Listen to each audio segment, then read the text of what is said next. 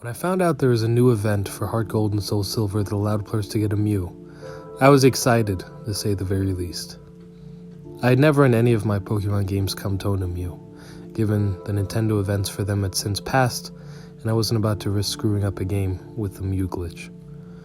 I was at my sister's when I found out and was unfortunately without my DS at the time, so I had to wait until I was back at my dad's to receive my Mew. Just about the moment I got back in the house, I immediately went off to get my new Pokemon. Despite not being that big of a Pokemon fan anymore, the anticipation of receiving this rare and special bunch of data brought back some of the excitement I used to feel when I first started playing the games. However, the Mew would have to wait to be used. Since I had a strict training regimen in place for my present team at the time I got the Legendary, all my Pokemon needed to be at level 20 before I could start training my Mew, despite how badly I wanted to start its training. Soon enough, I was through training the rest of my team and proceeded to put Mew up front for battle. The Mew's cry made me smile, as did the sight of its adorable little sprite floating along behind my character.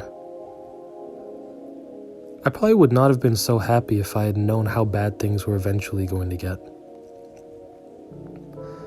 My Mew was just as the event notice I had read described, level 5, and only knew the move Pound.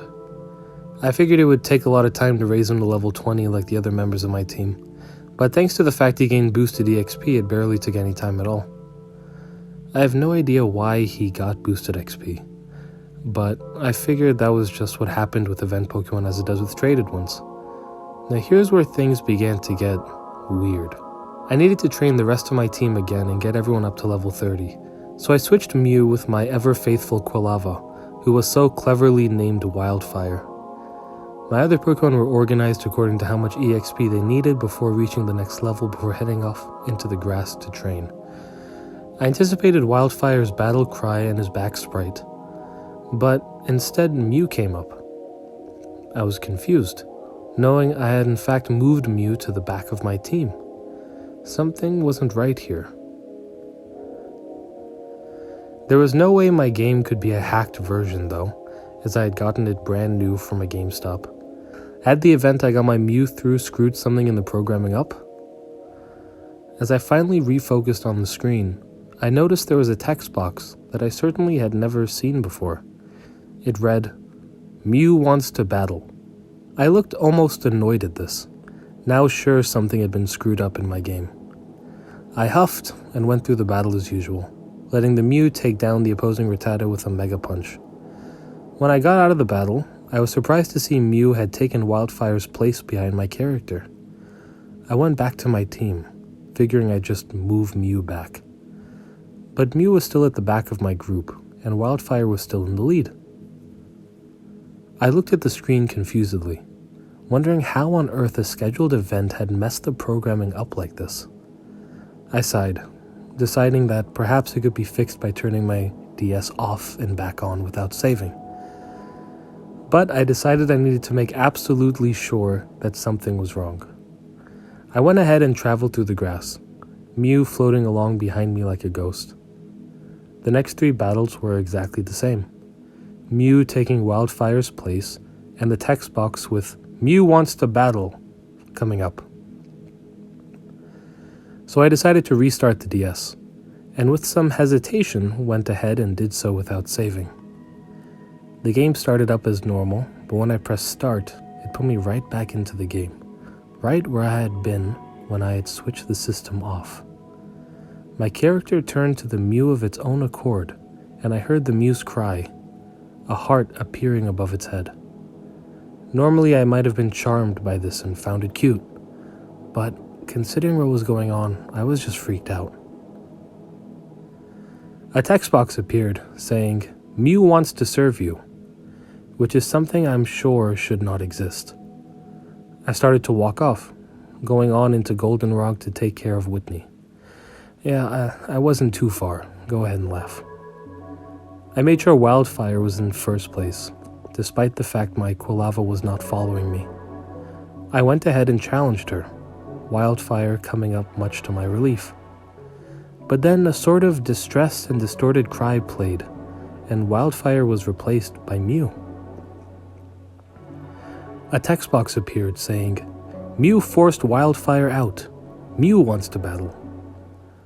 Uneasily, I continued through the fight, noticing how easily the Mew seemed to take out Whitney's Pokémon. The victory somehow felt hollow, underneath all the perplexed feelings I had over what was going on with the Mew. After the battle, Whitney didn't speak to me, as she usually would, a notice just coming up saying the badge and TM I had received. I tried to speak with her, but it just wouldn't let me, which creeped me out a little. All of the other trainers in the gym had mysteriously disappeared, along with the guy who advises you on what to do in the battle.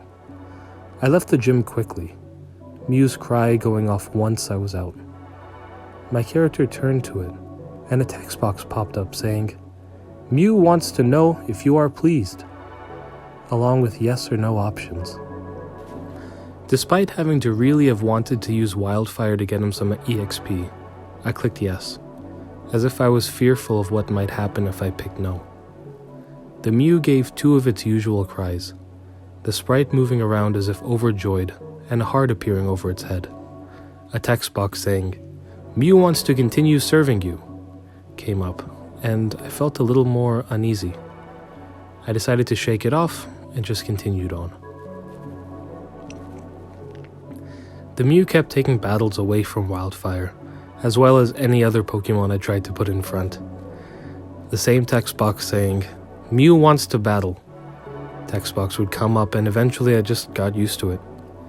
But then it took an aggressive turn as I kept trying to get a new Pokemon to fight.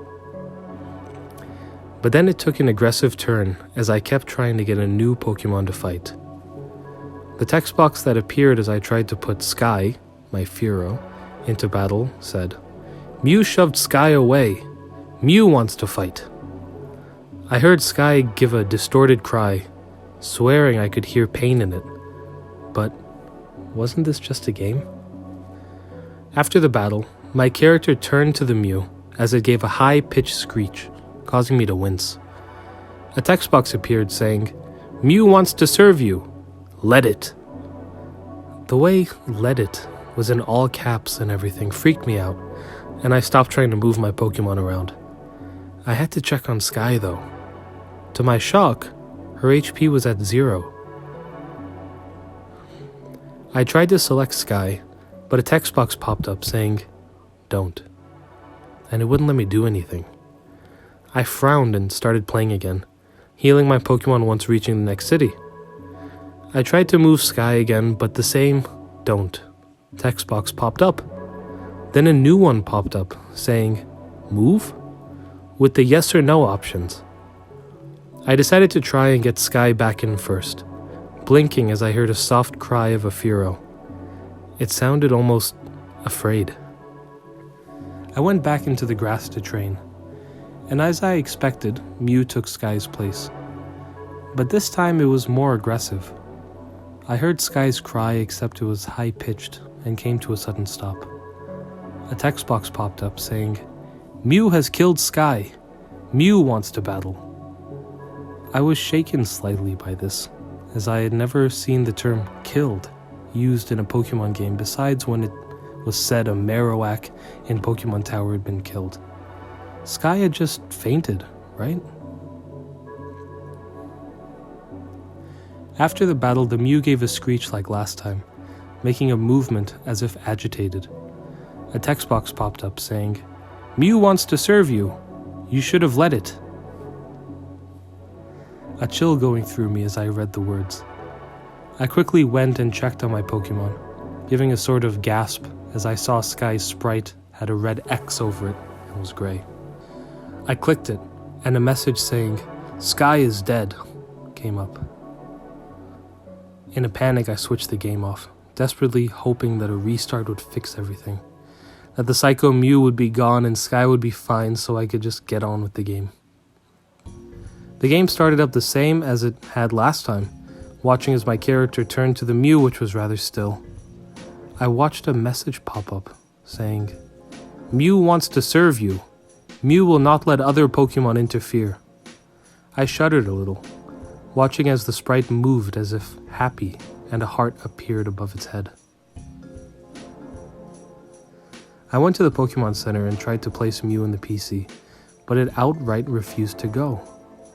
Every time I tried, a message saying, "Mew doesn't want to leave you," kept coming up, as if I was releasing it.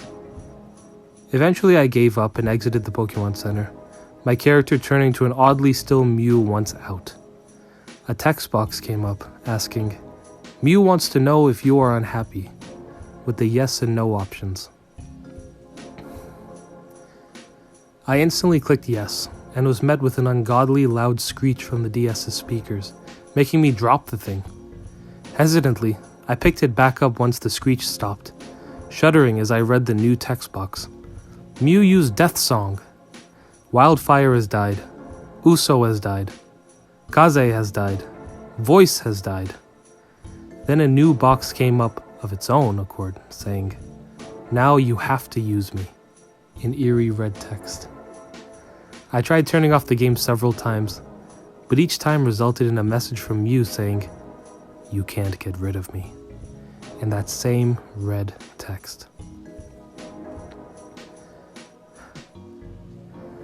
I tried to play the game from there, thinking maybe I could catch new Pokemon. However, any Pokemon Mew defeated would be killed, as in, blank has died. My dead team was still firmly in place, and as if to disturb me further, the game let me know that sky is decomposing.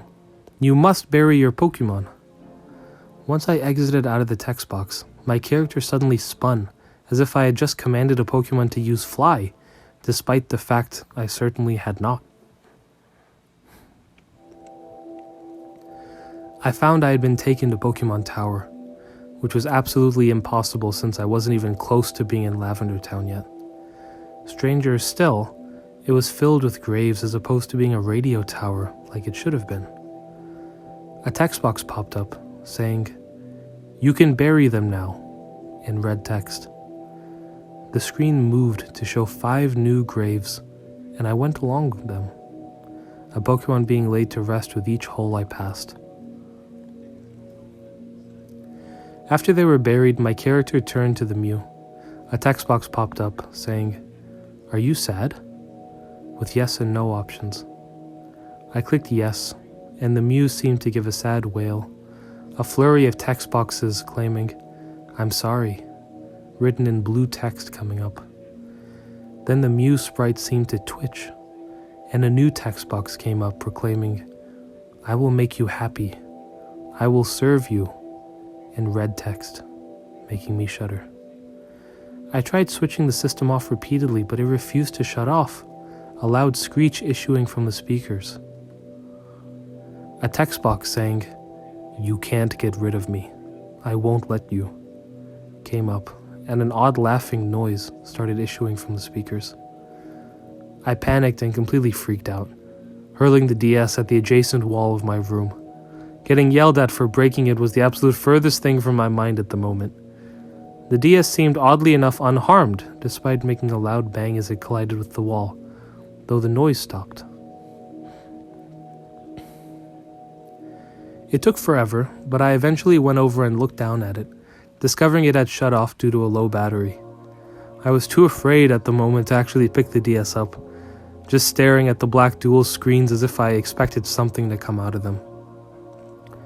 I let out a cry of alarm as I swore I saw something Mew-shaped flicker across in the reflection on the screen behind me.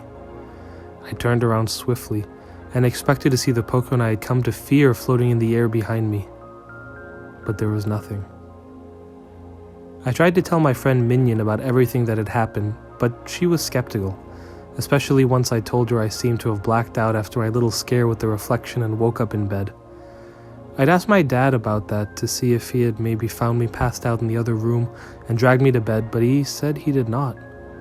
It was soon decided by Minion that the entire thing had just been a dream, and I eventually agreed with her, as it all seemed to make sense if it was put that way.